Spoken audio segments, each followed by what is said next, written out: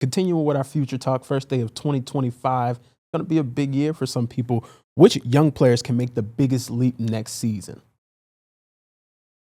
I don't know. I mean, Fuaga maybe would be one that I think has a lot of room to jump year 1 to year 2, switch positions and everything. You know, give him another offseason. I think that could help quite a bit. When I'm saying young players, I mean people just still in their first contract, so that's a kind of expensive. He's a guy that I think has a lot of room to make a leap. We said this team needs all pros. He needs to be one. He needs to be close to that level. I know there's a lot of top left tackles out there, but he absolutely needs to be that type of player for this team. He's the first name that comes to my mind too. Yeah, for sure. His ability to stay on the field kind of stood out to me as, okay, well, he's available, so continue to keep that train going. And look, the guy picked right after him has to be huge too. Kool-Aid McKinstry has to be a hit. I mean, maybe he's cornerback 2 and not cornerback 1, but I mean, we said this about Alontae Taylor and Kool-Aid McKinstry. I don't feel like you have a 1-2 there. I think you have 2 2s maybe. But maybe Kool-Aid needs to be the 1. You know, I mean, maybe he needs to be super special. But Alontae Taylor, Kool-Aid McKinstry, and Tali Fuaga are the first 3 names on my list. Those are guys that have to be special. Those are guys you're going to have to very much rely on. Chris Olave and Rashid Shaheed are still in the conversation. They need someone to pair with them, but they need to stay healthy in addition to continuing to grow. We felt better about that position than any other position on the team. Brian Brzee took a little bit of a leap this year. A little bit, I don't know if I feel like all pro potential there, but maybe he's definitely got 10 sack potential at that position. Could get him noticed. Could be really special at that. Those guys are the names that come to mind first for me. I'm lumping the 2022 draft picks of Alontae and Olave into the same thing. Alontae, this is his first going into his first offseason as the top dog. Like, hey, as of right now, you are the top. To take a leap. You got to. You have no choice. And then with Chris Olave, comeback season, you got to show that you can stay solid. Stay solid in terms of him bulking up in the offseason, whatever that entails. But just show people that, they're wrong about you, that you can make some things happen and become in that top tier wide receiver in the NFL. I think that's going to be important. And, I mean, both of these guys are playing for their money in a certain sense. So, yeah sure. Make it happen like that. That's kind of how I see it. There's nobody else I'm willing to put my money on. Yeah. I mean, Penning is in the conversation for a guy that it would be huge for the team if he takes a leap. Could or exactly. Yeah. He's not a will. I say will. Yeah. Okay. Yeah, I say will. If this question is will, Fuaga. The only one I'm betting on. Is the only one you bet on, yeah.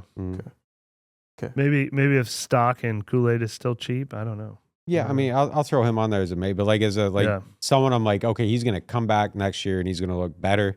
Yeah. And if you're asking me to say, who it is, like if put it in writing or something, like he would be the only one I would put in writing. If we had to turn in our votes for the top 21 list, top 20 list we do every year. I was thinking about it yesterday. Do you have a number 1? Olave was ready to take over the throne from Marshawn after it was close last year, but there's some question marks about Olave now, mostly health related.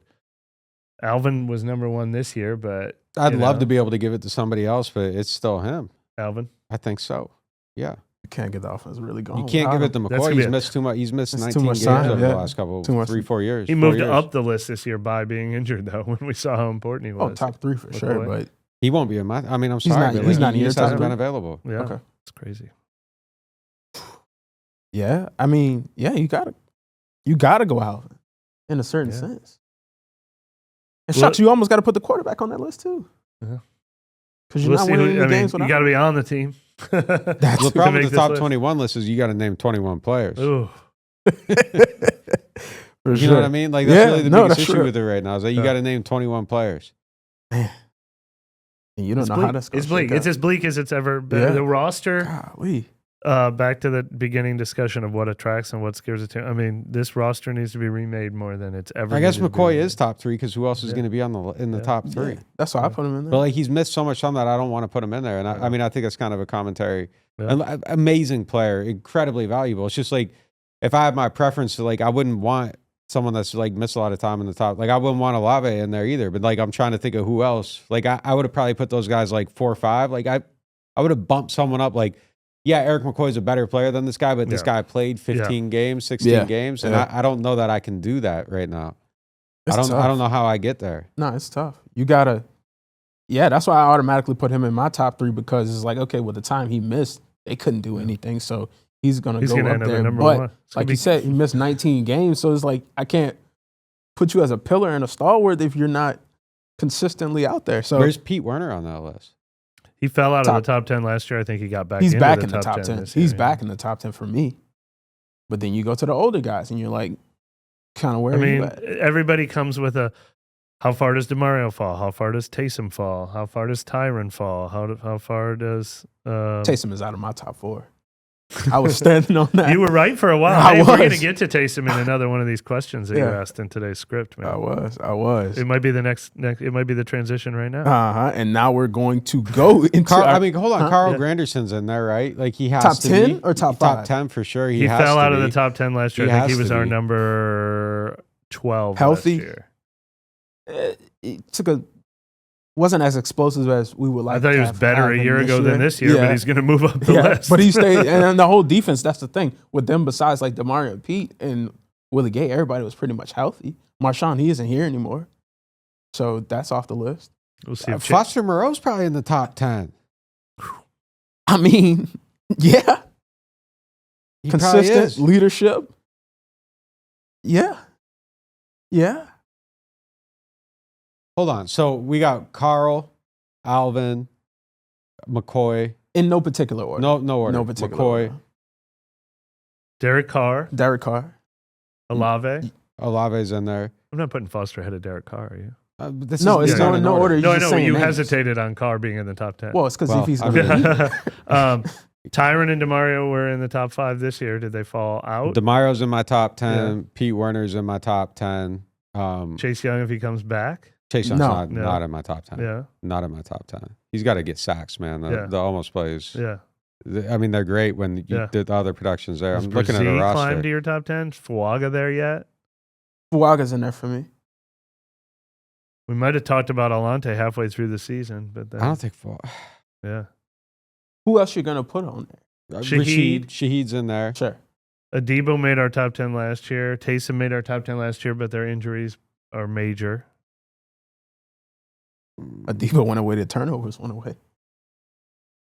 I don't know. It's tough, man. It is tough. Cesar Ruiz, he's like a second 10 guy. No, give me. I guess I'll throw Taysom at like 10. Yeah. Flex 10 or solid 10?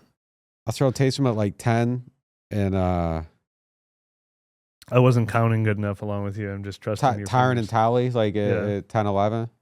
Yeah. Sure. Yeah.